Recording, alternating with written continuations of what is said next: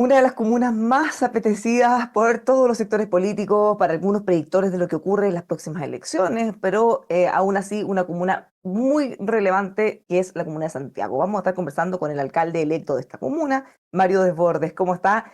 Antes que todo, felicitaciones por su triunfo. Muchas gracias, Bárbara, por las felicitaciones. Por supuesto, contento, agradecido del apoyo ciudadano, de vecinas y vecinos de Santiago que votaron por mí, por una amplia mayoría, y por supuesto, consciente de que eso significa un tremendo compromiso con ellos y cumplir lo que conversábamos y planteamos en campaña.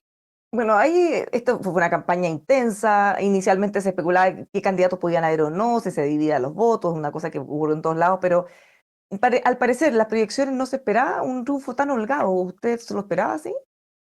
Nuestras encuestas siempre me dieron, llevado a base 100, entre 12 y 15 puntos arriba. Fue un poco más finalmente. Cuando vi encuestas en algunos medios que daban cifras distintas, la verdad que conversé con algunos editores y les mandé las mías para que vieran las diferencias. Pero la encuestadora de Aldo Casinelli, que es con la que nosotros trabajamos, siempre me dio sacando un 50,5%, nunca bajamos de eso. Así que no me sorprendió el triunfo. Ella bajó un poco en favor de una candidata que estaba más a la izquierda en el último minuto, probablemente producto del tema del INBA, no lo sé.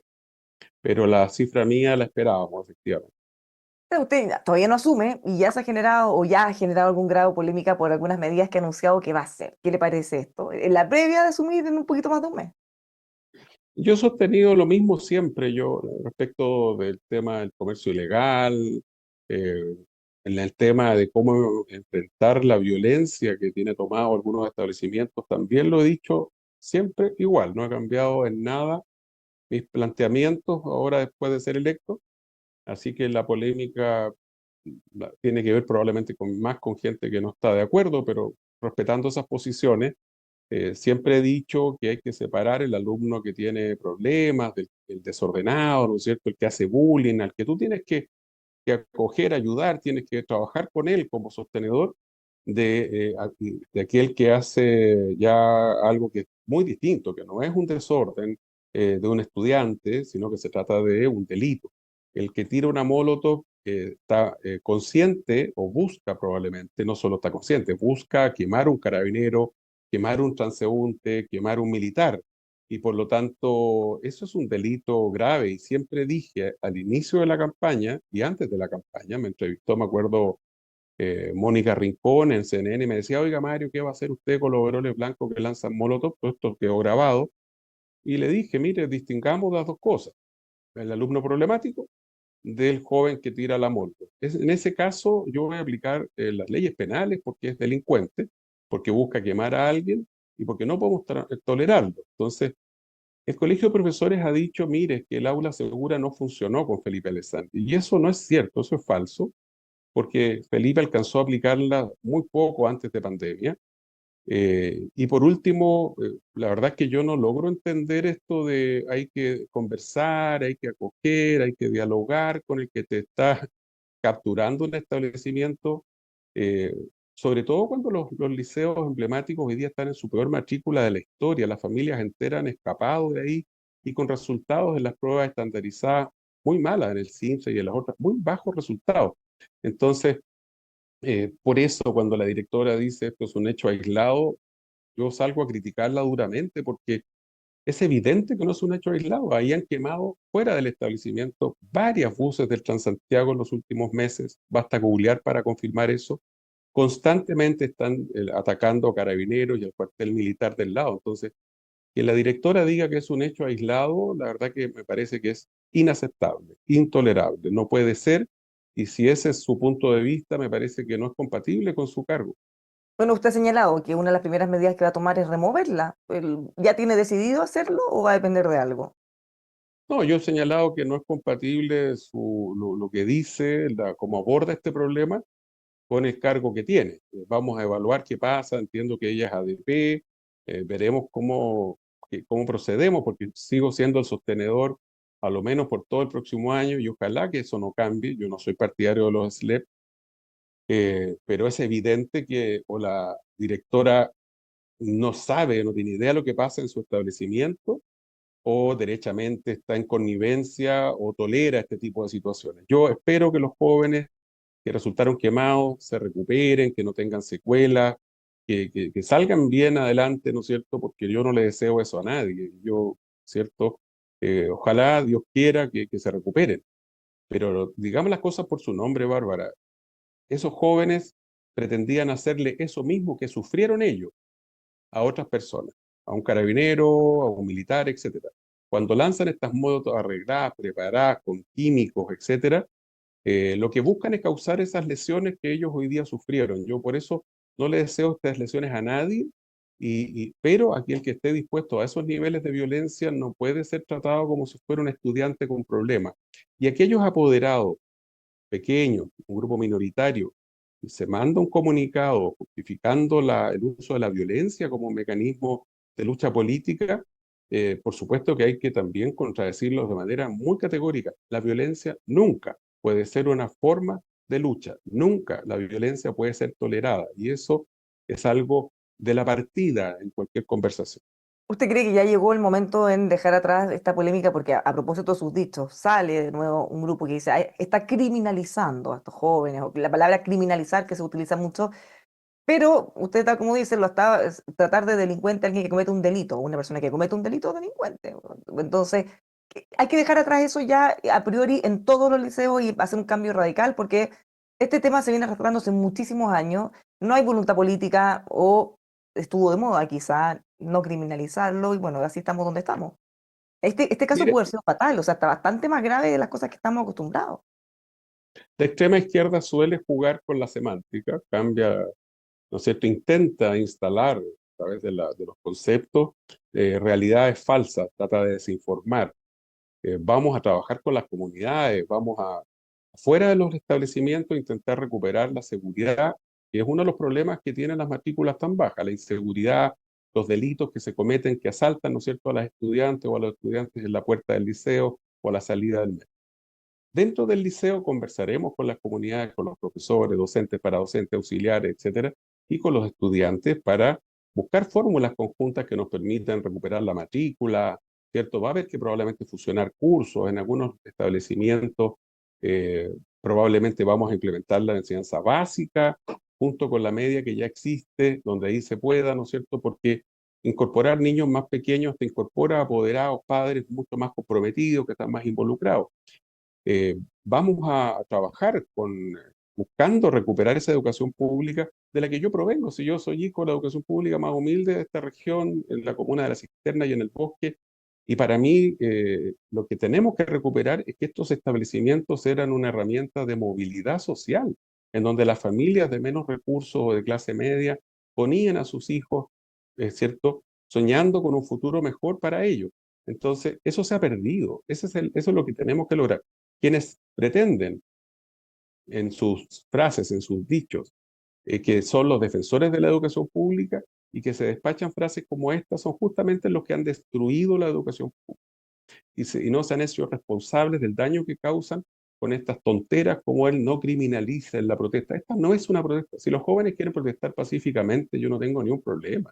Si los jóvenes quieren manifestarse pacíficamente, quieren debatir, quieren discutir de política, yo no tengo ningún problema. Yo fui presidente del curso, presidente del centro de alumnos en el liceo, discutíamos de política. Lo que no podemos mezclar es eso con la violencia. Y por lo tanto, no soy yo el que está criminalizando. Objetivamente, quien lanza una molotov es un delincuente, es un criminal y debe ser tratado como tal. Y de ahí no me voy a mover. Así que no voy a tolerar ese juego semántico que quiere instalar la extrema izquierda. ¿Qué le parecen los dichos del colegio de profesores? Algunos dicen, habían estado un poquito ausentes, no habían dicho muchas cosas respecto a estos episodios tan graves, pero respecto a sus dichos sí salieron de inmediato. Mire, me dijo un profesor de uno de los establecimientos, usted hizo un milagro. Acaba de revivir el colegio de profesores que no sabíamos de él en años, a lo menos a nivel nacional, no al regional. Entonces, yo le diría al colegio de profesores que termine con esta lógica de justificar la violencia y que sea parte de la solución, porque con ese tipo de actitudes es parte del problema y que no engañen a la ciudadanía. La ley de aula segura no ha fallado. Ahí donde se ha aplicado bien, ha funcionado. Así que los llamo a la responsabilidad del colegio de profesores. Comercio ambulante, es otro tema que de alguna manera le pesaba a la alcaldesa anterior. Ella, en tanto candidata, había comprometido entregar permisos, cosa que finalmente no ocurrió porque estando en el cargo se dieron cuenta de la dificultad que implicaba. ¿Qué le parece cómo se manejó y cómo espera manejarlo usted? A ver, la alcaldesa generó una expectativa de que iba a autorizar el comercio ambulante, ¿cierto? Y eso produjo un efecto llamada que replicó Santiago de comercio ilegal, desde este que instala el pañito en el suelo y vende todo tipo de cosas, hasta el toldo azul, pasando por la cocinería, la fritanguería clandestina, sin permiso sanitario, etcétera. El comerciante ambulante ilegal que quiera una solución, yo se la planteo de inmediato y yo lo voy a ayudar.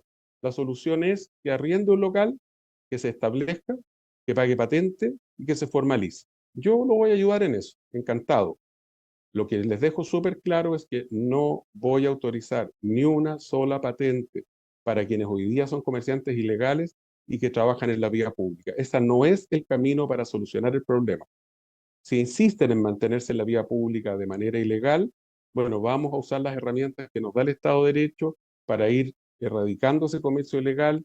Va a ser largo, va a ser difícil, va a ser duro, pero hay que hacerlo. Vamos a tener que, junto con carabineros, con impuestos internos, con el gobierno, Ministerio del Interior, con el gobernador regional, vamos a tener que estar constantemente requisando, requisando, requisando. Yo adhiero a la teoría de las ventanas rotas. Entre otras cosas, tú tienes que hacer incómodo el lugar para quien infringe la ley, para quien comete incivilidades. Y por lo tanto vamos a implementar medidas de seguridad, cámaras, etcétera, en muchos de estos barrios para que el entorno sea incómodo para el infractor. Pero además de eso, desde el punto de vista más práctico al comercio ilegal, tú lo enfrentas también haciéndole mal al negocio, que el negocio no sea bueno. Cuando el negocio no es bueno? Cuando tú constantemente le estás requisando, le estás quitando la mercadería, porque ellos tienen decenas de toldos guardados, decenas de carros de fritanguería guardados, tienen preparados, ¿no es cierto?, toneladas de mercadería ilegal, dicho sea de paso, toda contrabandeada, para que los requises una vez al mes, una vez cada mes y medio, como sucedía ahora. Esto hay que incentivar, hay que apurarlo y hay que hacer esta requisa constante, este trabajo de largo aliento hasta que esto sea un mal negocio para estas personas. Y por supuesto, cuando tú los sacas, tienes que cuidar el espacio público, tienes que trabajar con la comunidad, con los vecinos, etcétera, para que no se lo vuelvan a tomar. Hemos conversado ya, yo he conversado con las cámaras de comercio de cada barrio y hay propuestas bien concretas y bastante potentes para ir trabajando. Temas de violencia e inseguridad de alguna manera se vinculan con parte del comercio ambulante. Hay mafia instalada, más allá del comercio ambulante tradicional que conocíamos hace varios años, pero violencia e inseguridad, incluso hemos visto reportajes de televisión, lugares en donde hay delincuentes que atacan a sus víctimas en manada. Una persona que está esperando una micro, la atacan 10 personas juntas, imposible hacer algo para defenderse, extremadamente violento. ¿Qué espera hacer en situaciones como esa, que además se sabe perfectamente dónde son, casi que quienes son, se repiten y actúan en la total impunidad? Bueno, son varias las medidas. En resumen, para contarte algunas, eh, respecto del comercio ilegal, vamos también a enfrentar las asociaciones ilícitas que hay detrás. Porque cuando tú tienes la patudez de decir soy dueño de 5 puestos y los subarriendas con toldo azul en plena calle, evidentemente no eres dueño de nada, es la vía pública, pero tienes una organización detrás, incluso armada, que amedrenta el que quiere usar ese espacio y que te lo tomas y te ganas 10, 12, 13 millones mensuales, eso lo vamos a perseguir penalmente porque he conversado con colegas y creemos que detrás de esto podemos perfectamente configurar el tipo penal de asociación ilícita. Por supuesto, también hay el microtráfico y hay una serie de otros delitos. Vamos a trabajar con la Policía de Investigaciones, con Carabineros de Chile, para perseguir además los demás delitos. Buena parte de los celulares robados en la región metropolitana van a dar al mismo lugar emplazado en un sector de la comuna de Santiago. O sea, todo el mundo lo sabe.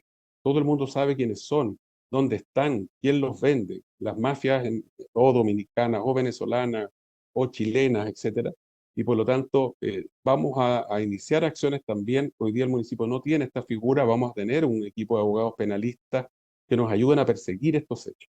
Respecto de las manadas, conversaba con Jaime Belolio, alcalde de Providencia electo y amigo, y me quiero reunir, no lo conozco y espero conocerlo, con el alcalde Jadwe, electo ahora en Recoleta, con el alcalde de Independencia, Iglesia, que es mi amigo, con el alcalde de Estación Central, con el de PAC, etcétera, con los alcaldes del entorno, la Carol Baum, con Sebastián Sichel, porque tenemos que trabajar todos juntos en esto, junto al gobierno regional y nacional.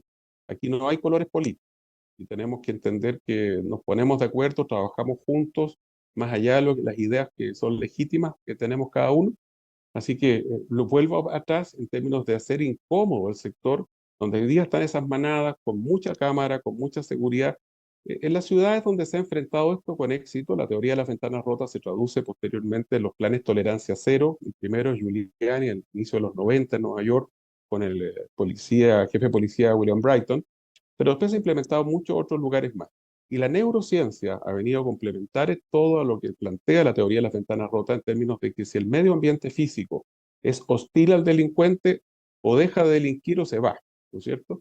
Entonces tenemos que iluminar más, tenemos que sacar la basura, tenemos que poner cámaras de otros niveles, de otras características, y además tenemos que ser capaces de reaccionar cuando esas cámaras nos muestran que algo está sucediendo. Así que esa pega la vamos a hacer en conjunto. Es urgente enfrentar al crimen organizado en todos sus niveles. Bueno, de hecho, uno ve recomendaciones. Cuando fueron los Panamericanos, había recomendado a los deportistas y los turistas que no se hospedaran en el centro, en hoteles en el centro, eso lo veíamos desde antes también. O sea, ya un destino que era tradicional para turistas, que era el centro de Santiago, dejó de serlo. O sea, todo esto de alguna manera está influyendo también en eso desde el punto de vista económico y de la seguridad y para los vecinos. Es gravísimo, la situación del centro es grave, el casco histórico tiene la vacancia, o sea, la cantidad de locales comerciales desocupados más grande de la historia. Yo mismo representé a los comerciantes del centro, yo gerenté una empresa de comercio retail pequeño, que teníamos 6 tiendas en Santiago Centro, entre otras tiendas a lo largo del país, y la situación de esa época era muy distinta a la de ahora. Por eso, la seguridad es un elemento central. Recuperar espacios públicos, terminar las incivilidades y ahí, de partir de ahí enfrentar los delitos y los crímenes. Pero además de eso hay que buscar incentivos para que vuelvan el comercio, vuelvan las empresas. Por ejemplo, a mí me parece que pudiéramos plantear reevaluar el tema de las contribuciones. Las contribuciones en el centro de Santiago están en montos muy altos que tienen que ver con la realidad de Santiago hace 10 años, cuando era el metro cuadrado más caro de Chile. Hoy día estamos muy lejos de ser el metro cuadrado más caro de Chile. Por lo tanto, le voy a pedir al gobierno que nos ayude en esto, al actual gobierno, y de lo contrario al siguiente, porque pudiéramos hacer una rebaja en la parte que va al erario nacional, no la que va al municipio, porque el municipio está bien desfinanciado. Dicho sea de paso, ahí tengo otro grave problema. Las mismas asociaciones de funcionarios me han hecho ver que han entrado cientos, quizás 1.500 o más funcionarios en este periodo que tienen en términos financieros reventado, fundida las finanzas municipales. Así que vamos a trabajar, vuelvo atrás, en proponer Perdón, disculpe, incentivos tributarios. funcionarios que cumplen labores relevantes o que eventualmente te va a tener que desvincular. Vamos a evaluar la situación en el caso a caso, las asociaciones de funcionarios que me han dicho, mire, yo soy de izquierda, soy socialista, soy PPD, pero reconozco que durante esta administración entraron cientos de personas. No sabemos si 1.500 ni 2.000 personas, que por supuesto cuestan decenas de miles de millones de pesos al año y que además no se justifican.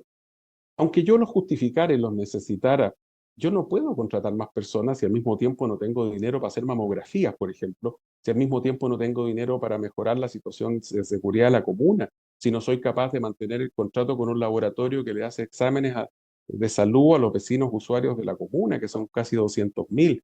Entonces, en la situación financiera en la que recibo el municipio pareciera estar en crítica.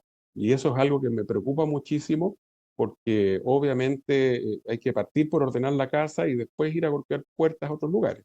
Finalmente, Lollapalooza se ha generado harto ruido porque estábamos acostumbrados a verlo en Parque O'Higgins, se trasladó bastante lejos, lo que tiene distintas complicaciones.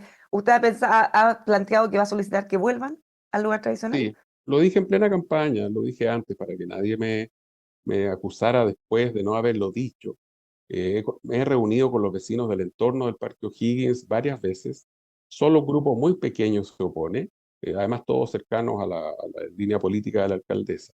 Los vecinos me dicen, mire Mario, efectivamente no es cómodo, se repleta esto, pero el ingreso que produce para el municipio, una parte es destinado a los vecinos del barrio y habíamos hecho varias obras de adelanto. Entonces la verdad es que ojalá recuperemos Lollapalooza, recuperemos la Fórmula E. Mire, no he hablado con la gente de Fantasilandia. Ojalá Fantasilandia siga ahí 50 años más, 100 años más. Todavía no tengo idea quién es el dueño, quién administra Fantasilandia, pero hay la información es que se estaría yendo. El municipio, si algo no tiene, es recursos. Y por lo tanto es una irresponsabilidad estar ahuyentando inversiones, estar ahuyentando proyectos. Y yo lo lamento por la alcaldesa de Cerrillos, pero haré lo posible porque Lollapalooza vuelva al Parque O'Higgins, no este año, porque no el próximo año, porque entiendo que hay convenio o contrato vigente. Voy a pedir una reunión con quienes organizan este festival y vamos a buscar una fórmula para traerlo. Estamos hablando de 1.000 millones de ingresos por lo bajo, ojalá que sea más, lo voy a apretar un poco en eso. Y una parte de esos recursos, no menor, va en beneficio de los vecinos del barrio. Así que esa y muchas otras inversiones, pero, o ingresos por vía legal y por acciones o actividades absolutamente normales, espero recuperar. Muchísimas gracias, Mario, por conversar con nosotros. Que tenga una muy buena gestión. Éxito desde ya. Muchas gracias a usted, Bárbara. Muchas gracias. Igualmente. Los dejamos invitados a que sigan con nosotros aquí en emol.com.